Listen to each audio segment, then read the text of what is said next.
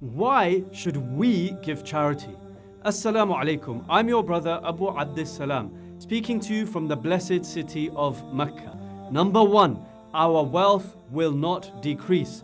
The Prophet ﷺ said, charity does not in any way decrease the wealth. And this hadith is in Sahih Muslim. Number two, charity protects from the punishment of the hellfire.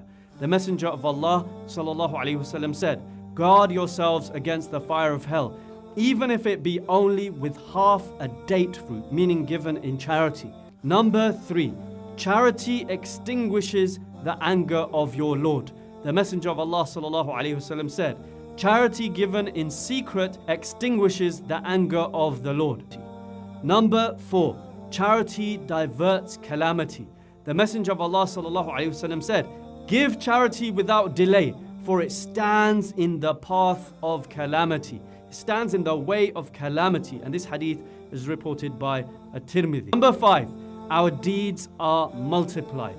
Allah says in the Quran, the example of those who spend their wealth in the way of Allah is like a seed of grain, which grows 7 spikes. In each spike is 100 grains. And Allah multiplies His reward for whomsoever He wills. And Allah is all-encompassing, all-knowing.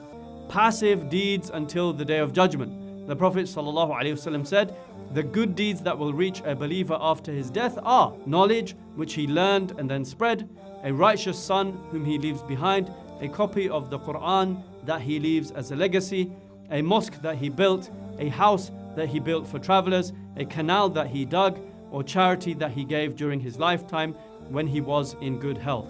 These deeds will reach him after his death. And this hadith is in Ibn Majah.